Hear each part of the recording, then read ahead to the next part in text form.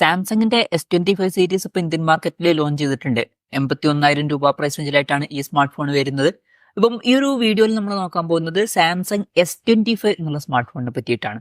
അപ്പം നമ്മൾ ആദ്യം ഫീച്ചേഴ്സും കാര്യങ്ങളൊക്കെ നോക്കുകയാണെന്നുണ്ടെങ്കിൽ ഡിസ്പ്ലേയുടെ കാര്യത്തിൽ 6.2 ഇഞ്ചിന്റെ ഫുൾ HD+ ഡിസ്പ്ലേ ആണ് ഇതിൽ വരുന്നത്. ഇപ്പം S25 സീരീസിൽ വരുന്ന മറ്റ് രണ്ട് ഫോണുകളിലും ക്വാഡ് HD റെസൊല്യൂഷൻ ഉണ്ട്. ഇപ്പം S25 വരുമ്പോൾ ഫുൾ HD റെസൊല്യൂഷനേ ഉള്ളൂ. അതാണ് ഒരു ഡൗൺഗ്രേഡ് എന്ന് പറയുമ്പോൾ മറ്റ് വെർഷൻസുമായിട്ട് കമ്പയർ ചെയ്യുമ്പോൾ. പിന്നെ ഡൈനാമിക് AMOLED 2x ഡിസ്പ്ലേ ആണ് ഇതിൽ ഉപയോഗിച്ചിരിക്കുന്നത്. LTP എന്നുള്ള ഫീച്ചർ സപ്പോർട്ട് ചെയ്യുന്നുണ്ട്. അതായത് റിഫ്രഷ് റേറ്റ് 1 ഹെർട്സിന്റെയും 120 ഹെർട്സിന്റെയും ആയിട്ട് അഡ്ജസ്റ്റ് ചെയ്യാൻ കഴിയുന്നതായിരിക്കും. മാക്സിമം 120 ഹെർട്സിന്റെ റിഫ്രഷ് റേറ്റ് ആണ് ഇതിൽ വരുന്നത്. പഞ്ചോൾ ഡിസൈൻ വരുന്നുണ്ട്. പഞ്ചോൾ വരുന്ന ടോപ്പ് സെന്റർ ഭാഗത്തായിട്ടാണ്. പീക്ക് ബ്രൈറ്റ്നസ് 2600 നിറ്റ്സ് വരെ വരുന്നുണ്ട്. അപ്പം അത്യാവശ്യം നല്ല ഡിസ്പ്ലേ ഫീച്ചേഴ്സ് ഒക്കെ തന്നെ ഇതിൽ വരുന്നുണ്ട് എന്ന് പറയാം. പിന്നെ in display finger print sensor ഒക്കെ ഇതിൽ കൊടുത്തിട്ടുണ്ട്. വെയിറ്റ് 162 ഗ്രാമേ വരുന്നുള്ളൂ. അപ്പം അത്യാവശ്യം വെയിറ്റ് കുറഞ്ഞ ഒരു സ്മാർട്ട് ഫോൺ കൂടിയാണ് ഇത്. പിന്നെ നേരത്തെ സൈസിന്റെ കാര്യം പറഞ്ഞു, അത്യാവശ്യം ചെറിയൊരു സ്മാർട്ട് ഫോൺ കൂടിയാണ് ഇത്. പിന്നെ തിക്നെസ് വരുന്നത് 7.2 mm ആണ്. IP68 റേറ്റിംഗ് സപ്പോർട്ട് ചെയ്യുന്നുണ്ട്. നല്ലൊരു IP റേറ്റിംഗ് ഒക്കെ തന്നെയാണ്. പിന്നെ ആർമർ അലൂമിനിയം ഫ്രെയിമും കാര്യങ്ങളൊക്കെയാണ് ഇതിൽ വരുന്നത്. നല്ലൊരു കാര്യമാണ്. പിന്നെ ഈ ഫോണിന്റെ blue, black, coral red, pink gold, icy blue, mint, navy, silver shadow എന്നീ കളർ വേരിയൻസ് ആണ് ഇപ്പൊ ലോഞ്ച് ചെയ്തിരിക്കുന്നത്. ഇനി പ്രോസസറിന്റെ കാര്യത്തിലോട്ട് വരുമ്പോൾ സ്നാപ്ഡ്രാഗൺ 8L8 എന്നുള്ള ഫ്ലാഗ്ഷിപ്പ് പ്രോസസർ തന്നെ ഇതിൽ വരുന്നുണ്ട്. ഇപ്പൊ കഴിഞ്ഞ കൊല്ലത്തെ ഫോണുകളിലെ എക്സിനോസിന്റെ പ്രോസസർ ആയിരുന്നു വന്നിട്ടുണ്ടായിരുന്നത്. ശരിക്കും അത് കുറച്ച് ഡിസപ്പോയിന്റിംഗ് ആയിട്ടുള്ള ഒരു കാര്യമായിരുന്നു. പക്ഷെ ഈ കൊല്ലത്തെ ഫോണുകളിൽ അങ്ങനെയല്ല. സ്നാപ്ഡ്രാഗണിന്റെ ഫ്ലാഗ്ഷിപ്പ് പ്രോസസർ തന്നെ വരുന്നുണ്ട്. അപ്പം വളരെ നല്ലൊരു കാര്യം തന്നെയാണ് അത്. പിന്നെ 5G സപ്പോർട്ടൊക്കെ വരുന്നുണ്ട്. മേജർ ആയിട്ടുള്ള എല്ലാ 5G ബാൻഡ്സും സപ്പോർട്ട് ചെയ്യുന്നുണ്ട്. ബേസ് വേരിയന്റിൽ 12 GB റാമും 256 GB ഇന്റേണലാണ് വരുന്നത്. 12 GB റാമും 512 GB ഇന്റേണലുമായിട്ട് വരുന്ന ഒരു വെർഷനും വരുന്നുണ്ട്.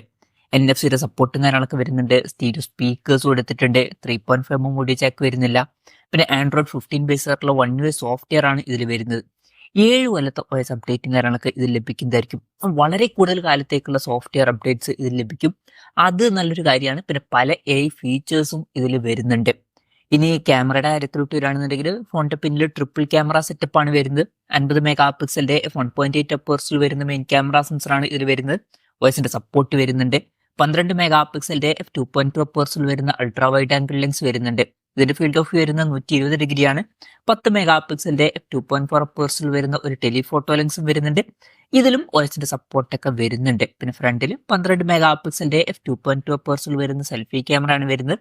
കഴിഞ്ഞ കൊല്ലത്തെ ഫോണിലേതുപോലുള്ള ഒരു ക്യാമറ സെറ്റപ്പ് ഒക്കെ തന്നെയാണ് വരുന്നത്. എന്നാലും അത്യാവശ്യം നല്ലൊരു ക്യാമറ പെർഫോമൻസ് ഇതിൽ കിട്ടേണ്ടതാണ്. പൊതുവെ സാംസങ്ങിന്റെ S സീരീസിൽ വരുന്ന ഫോണുകളിൽ നല്ലൊരു ക്യാമറ പെർഫോമൻസ് കാണാറുണ്ട്. ഇനി ബാറ്ററിയുടെ കാര്യത്തിലോട്ട് വരികയാണെന്നുണ്ടെങ്കിൽ 4000 mAh ബാറ്ററി ഇതിൽ വരുന്നുള്ളൂ. ആ ഒരു കാര്യം ശ്രദ്ധിക്കണം. ബാറ്ററി കപ്പാസിറ്റി കുറച്ചൊക്കെ ഒന്ന് കുറവാണ് എന്ന് പറയേണ്ടി വരും. പിന്നെ 25 വാട്ടിന്റെ ഫാസ്റ്റ് ചാർജിംഗ് സപ്പോർട്ടാണ് വരുന്നത്. 15 വാട്ടിന്റെ വയർലെസ് ചാർജിംഗ് സപ്പോർട്ടും ഇതിൽ കൊടുത്തിട്ടുണ്ട്. പിന്നെ Type-C ചാർജിംഗ് പോർട്ടും ഇതിൽ വരുന്നുണ്ട്. ബാറ്ററി സെറ്റപ്പ് അത്ര മികച്ചത് എന്ന് പറയാൻ പറ്റില്ല. അത് മാത്രമല്ല ഫോണിന്റെ ബോക്സിൽ ചാർജർ ഉണ്ടാവില്ല. ചാർജർ നമ്മൾ സെപ്പറേറ്റ് മേടിക്കേണ്ടി വരും. ബാറ്ററി സെറ്റപ്പ് അത്ര മികച്ചതല്ല. അപ്പം ഇതൊക്കെയാണ് മൊത്തത്തിൽ ഫീച്ചേഴ്സിനെ പറ്റി പറയാനുള്ള കാര്യങ്ങൾ. ഇനി വിലയുടെ കാര്യം പറയുകയാണെന്നുണ്ടെങ്കിൽ 12 GB റാം 256 GB ഇന്റേണൽ വെർഷന്റെ വില വരുന്നത് 80,999 രൂപയാണ്. 12 GB റാം 512 GB ഇന്റേണൽ വെർഷന്റെ വില വരുന്നത് 92,999 രൂപയാണ്. ഫെബ്രുവരി 7 മുതലൊക്കെയാണ് ഫോണിന്റെ സെയിലും കാര്യങ്ങളൊക്കെ സ്റ്റാർട്ട് ചെയ്യുന്നത്.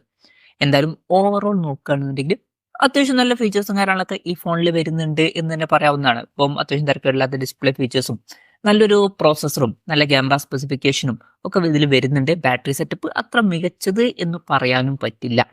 പിന്നെ വിലയും അത്യാവശ്യം ഉണ്ട്. 81,000 രൂപ പ്രൈസ് റേഞ്ചിൽ വരുന്നുണ്ട്. അപ്പോൾ സാംസങ്ങിന്റെ ഒരു ഫ്ലാഗ്ഷിപ്പ് ലെവലിൽ വരുന്ന അത്യാവശ്യം ചെറിയ സൈസിലുള്ള ഒരു ഫോണാണ് നിങ്ങൾ നോക്കുന്നതെന്നുണ്ടെങ്കിൽ S25 എന്നുള്ള സ്മാർട്ട് ഫോൺ കൺസിഡർ ചെയ്യാൻ പറ്റിയിട്ടുള്ള ഒരു ഓപ്ഷൻ തന്നെ ആയിരിക്കും.